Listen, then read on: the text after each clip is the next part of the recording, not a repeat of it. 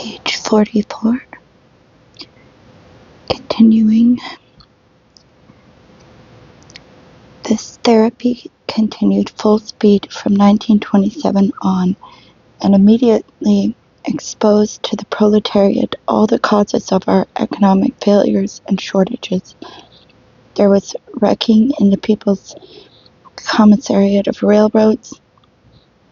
That was why it was hard to get aboard a train, why there were interruptions in supplies. There was wrecking in the Moscow electric power system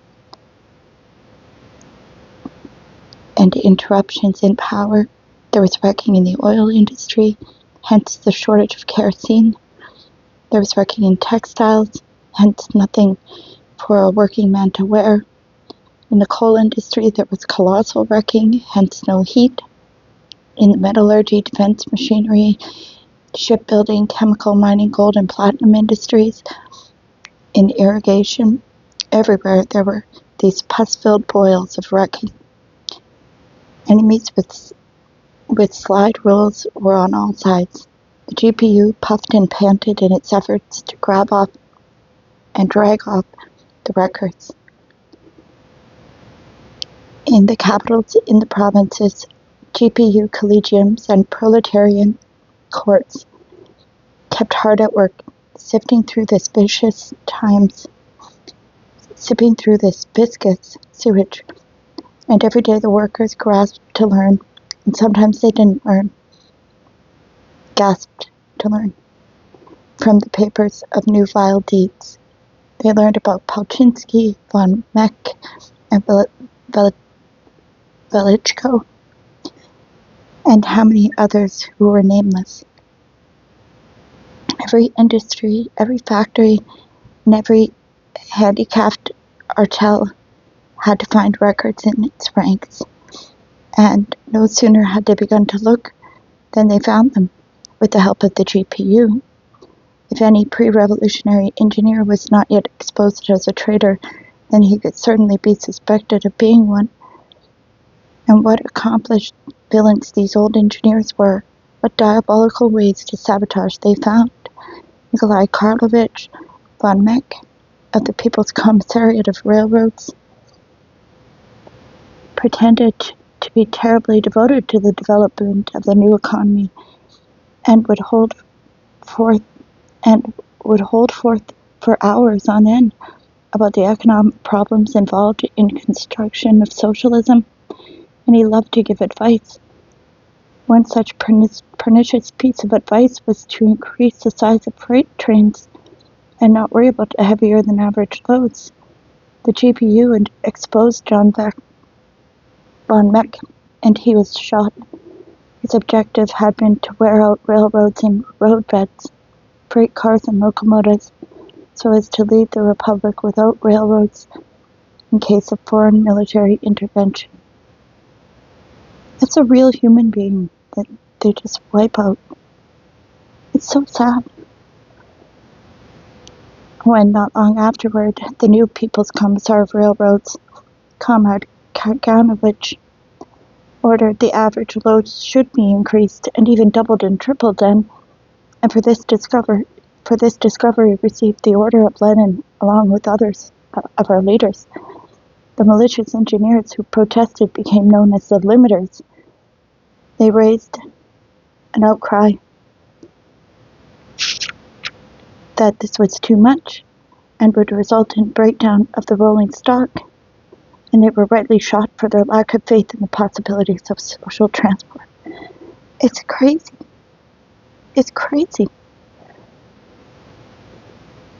These limiters were pursued for several years in all branches of the economy and brandished their formulas and calculations, and refused to understand that bridges and lace couldn't respond to enthusiasm of the personnel. These were the years when all the norms of folk psychology were turned inside out. The circumspect folk wisdom, expressed in such proverb as haste makes waste, was ridiculed, and the ancient saying that the slower you go, the farther you'll get, was turned inside out. The only thing which at times delayed the arrest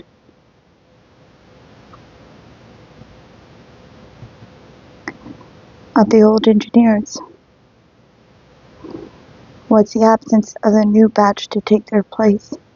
Nikolai Ivanovich Ledizhinsky, chief engineer of defensive plants in Izhevsk, was first arrested for limitation theories and blind faith in safety factors, which explained why he considered inadequate the funds allocated by Orjonikidze for factory expansion. Then they put him under house arrest and ordered him back to work in his old job.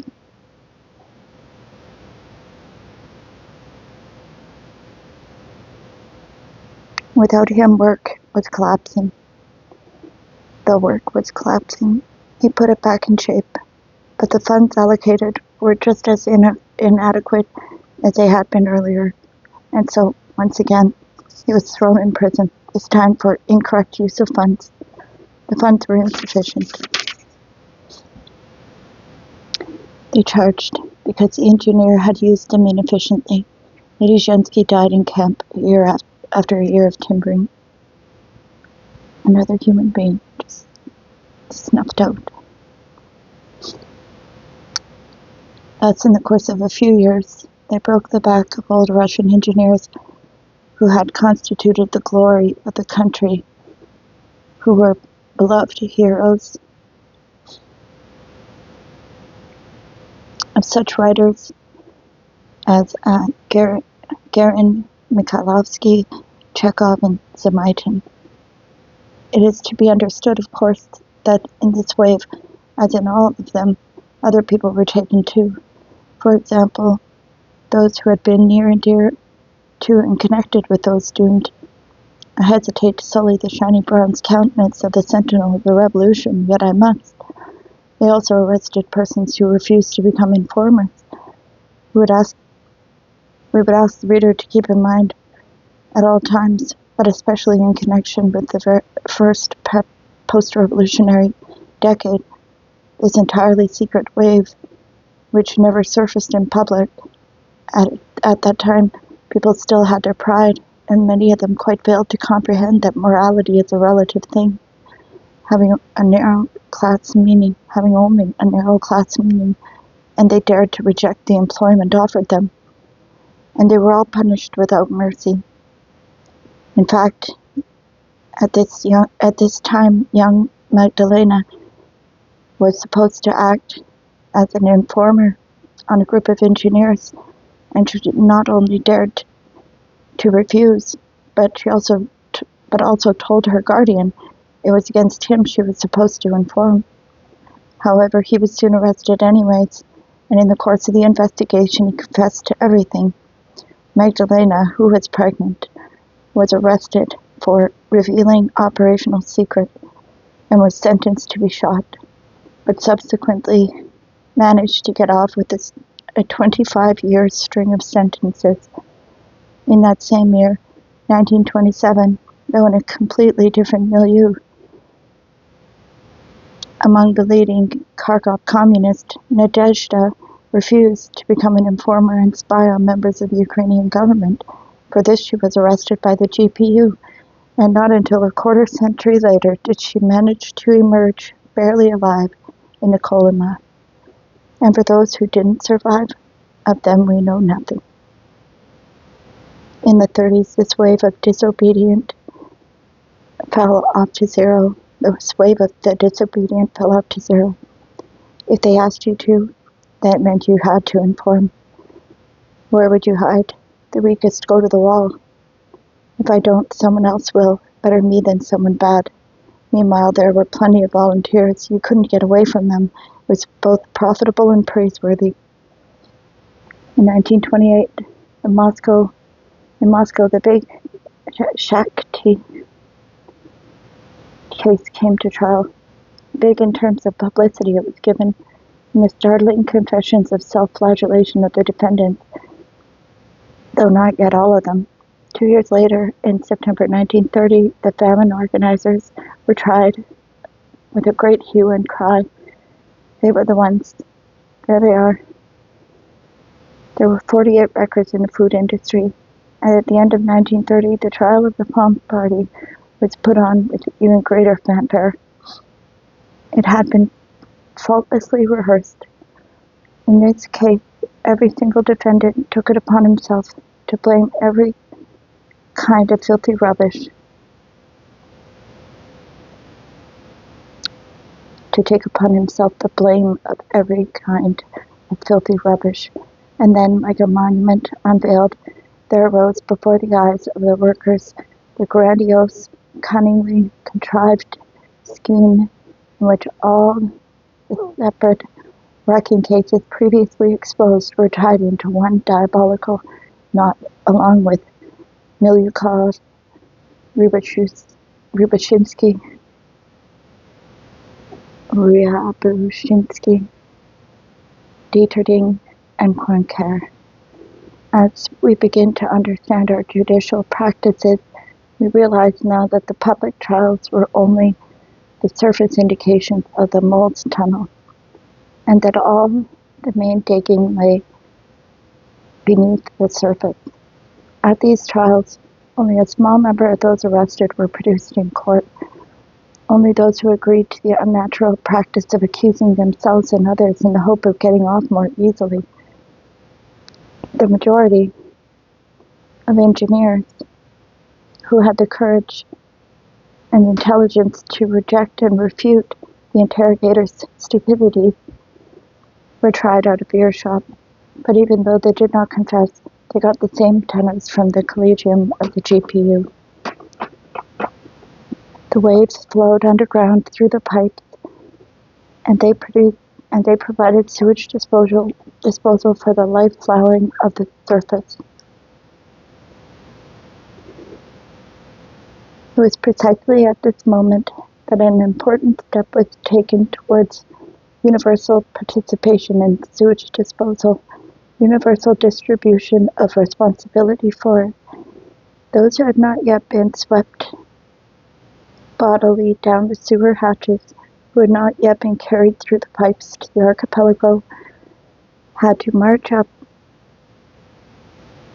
above, carrying banners praising the trials and rejoicing at the judicial reprisals. And this was very far-sighted. Decades would pass, and history would have its eyes open, but the interrogators, judges, and prosecutors would turn out to be no more guilty than you and I, fellow citizens. The reason we possess our worthy grey heads is that in our time we worthily voted for. Stalin carried out the first such effort in connection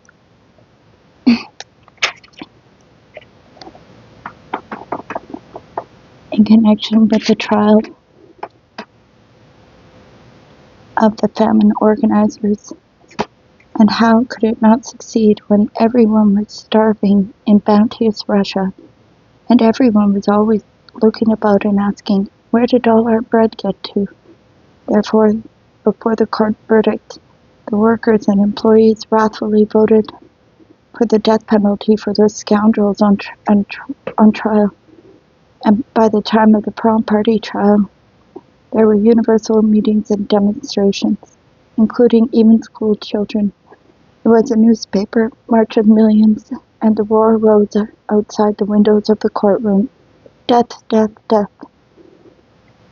At this turning point in our history, there were some lonely voices of protest or abstention. The very, very great bravery was required to say no. In the midst of that roaring chorus of approval, it is incomparably easier today. Yet even today, people don't often vote against. To that extent that we know about them, it was those same spineless, slushy intellectuals at the meeting of the Leningrad Polytechnic Institute. Professor Dmitry Apollinaryevich Rozhansky abstained. He was an enemy of capital punishment in general. You see, in the language of science,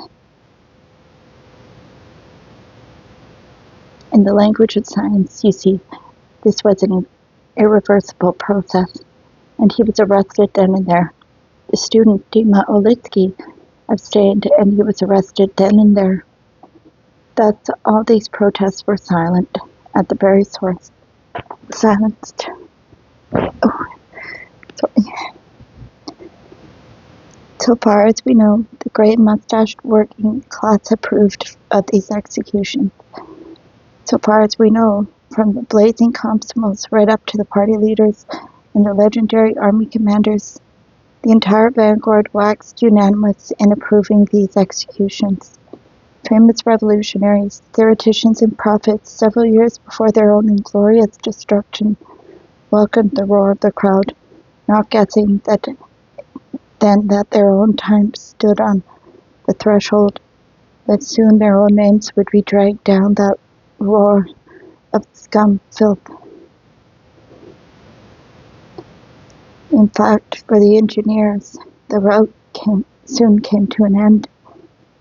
In the beginning of 1931, Josef Vissarionovich spake his 6 conditions for construction, and his autocracy vouchsafed as the 5th condition. We must move from a policy of destruction of the old technical intelligentsia to a policy of concern for it and making use of it. Concern for it. What had happened in the meantime? To our just wrath.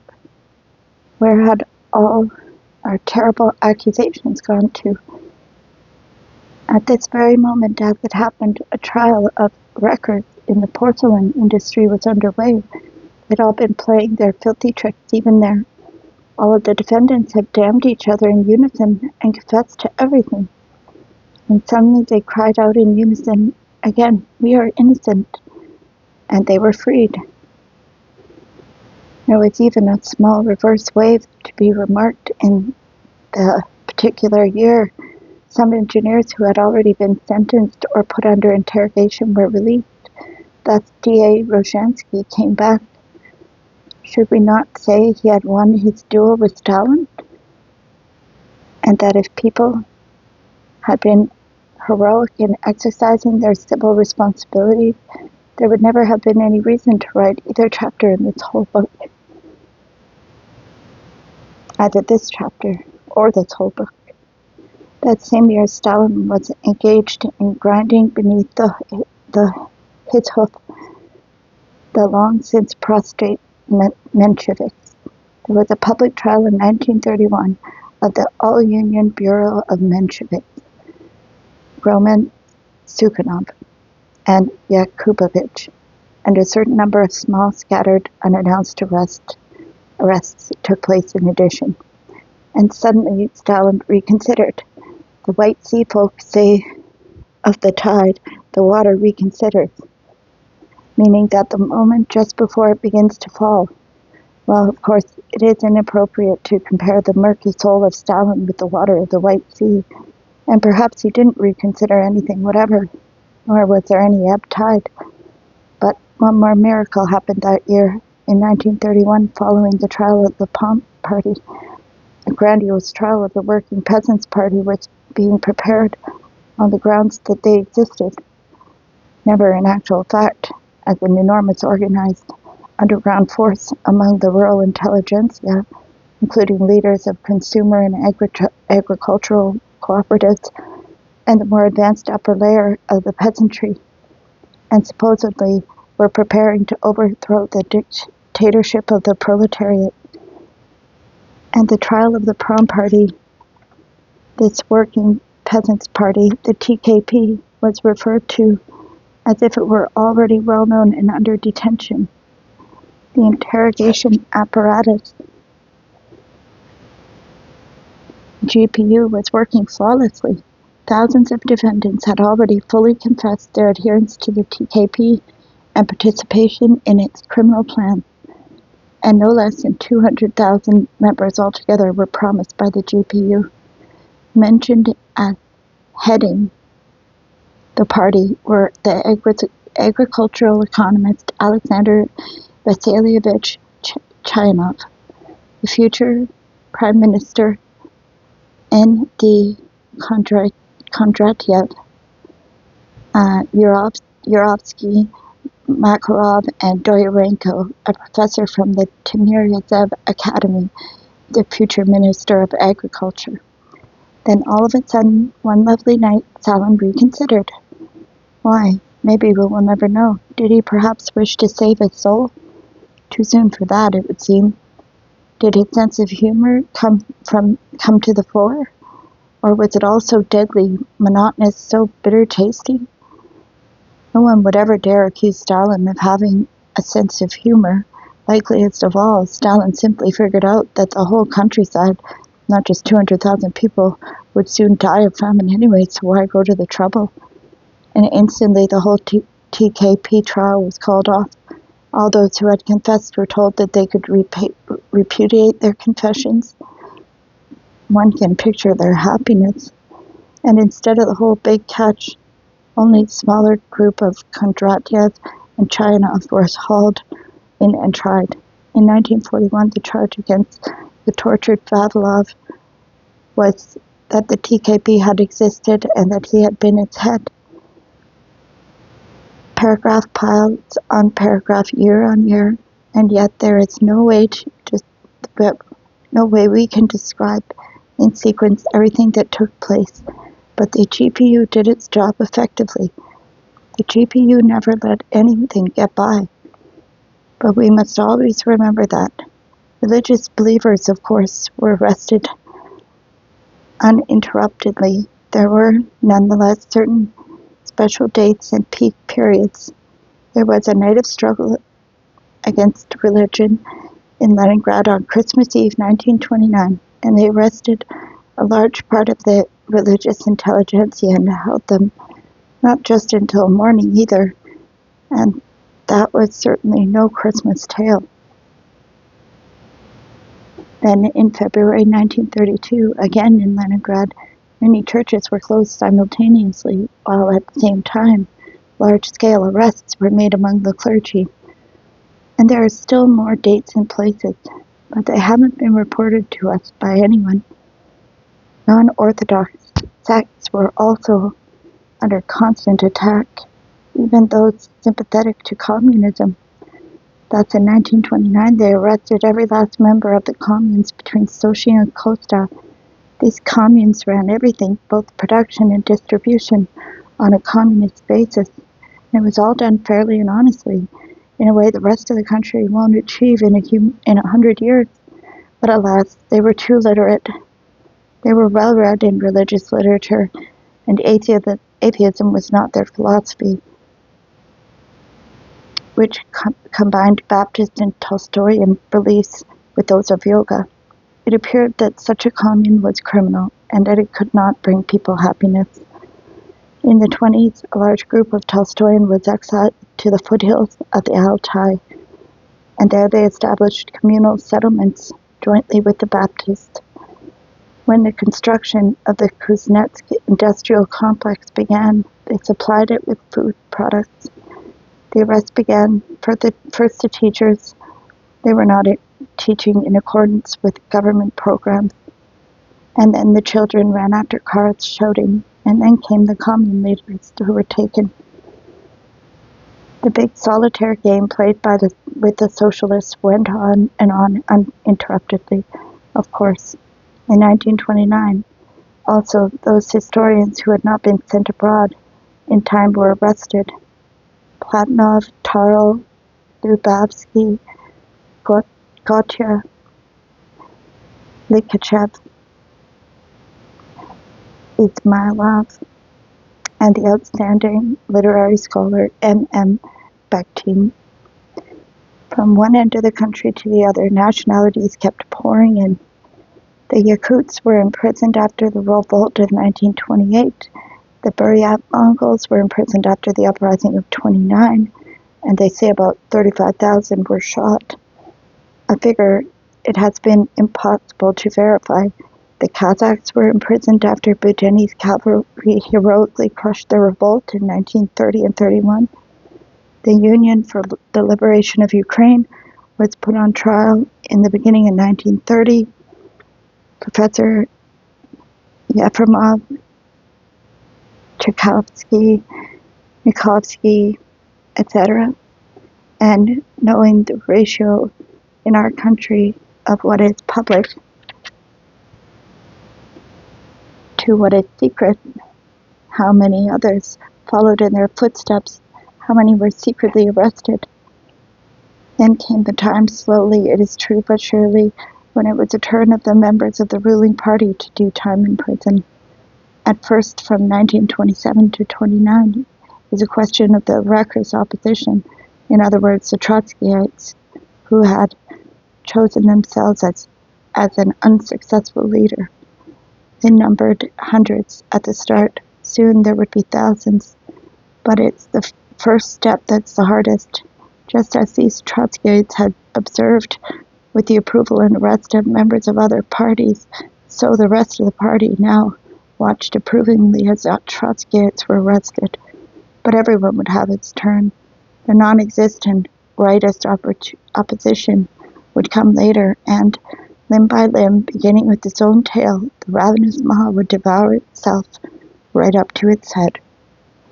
Oh, I'll take a break. Thank you for listening.